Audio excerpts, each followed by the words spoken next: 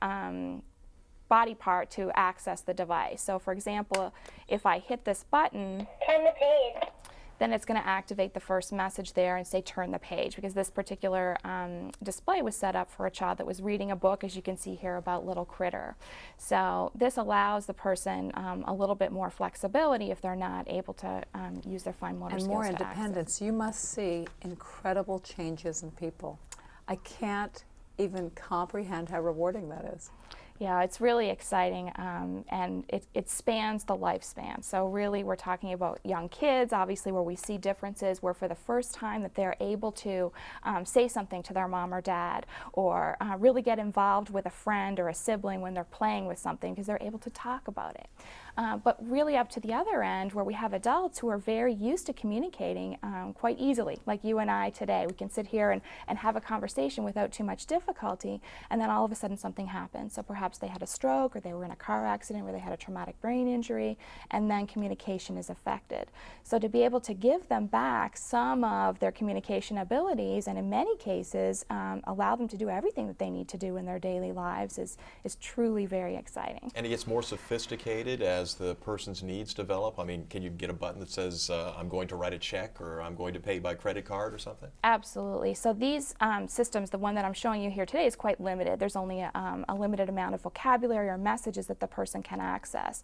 But we really work up to the other end of the spectrum with the technology that is very computer-based, using touch screens and dynamic display screens, where clients can type out full messages. So particularly if they're literate, then of course they want to say something the way they want to say it. They might not necessarily want to say, good morning, how are you? They might like to say, hi, what's up?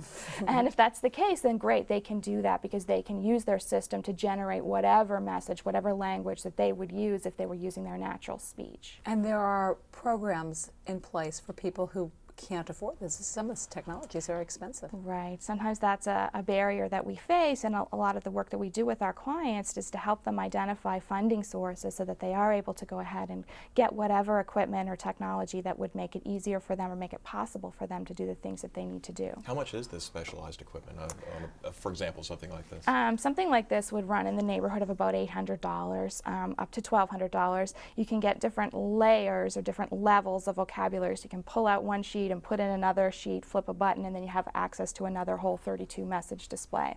So depending on how many of the displays you purchase, then it becomes a bit more expensive. But then of course we have much more expensive technology. So some of the others that I have sitting here on the table today that have the dynamic computer screen, they would run in the neighborhood of about $8,000. Definitely need help to pay for that. Well, the whole program and the question of money comes to mind for me is you have the devices, which are very expensive. You have a client base which stretches 10 counties wide all the way down toward West Palm Beach. What are resources like? Do you have enough people? Do you have enough dollars? And if you don't, where are you going to go in the future? Well, in terms of funding for the actual technology, we work with individual clients to determine, okay, do they have Medicaid coverage, do they have Medicare, do they have private insurance? If this child is in a school setting, then we can gain access to funding that way. So we really look at what is their setting, what are their needs, and what access to funding might they have. If they don't have access to any type of funding, then FAST does offer some flexible options to be able to borrow equipment, for example. So that's often a very important piece of the equation, is to really take the time to spend with the device to make sure, okay, this is the right one for me before I'm going out and spending $8,000, or we're getting the funding however we're getting it. We also have, we run a program called AT-Bay, so similar to eBay, where clients who are no longer using assistive technology, or if loved ones have passed on and they have the technology remaining, that they can sort of recycle it and pass it on to someone else. And sometimes they're just donated, given to someone else who is in need, or in other cases, then they can be purchased at a reduced cost. We also offer a loan program. So if a person is really struggling with finding the funding to purchase the system that they know that they need, then we will help them to do that through our guaranteed loan program. Tell us about the camp. Sure. Well, You like this one, I can tell by your face. The camp is one of our really fun special programs that we run through the center. So we have clients who are coming to us on an ongoing basis for assessments, for demonstrations, and for ongoing therapy. But then we try to establish these fun and unique programs in the community that really allow some of our constituents that otherwise don't have access to this type of programming.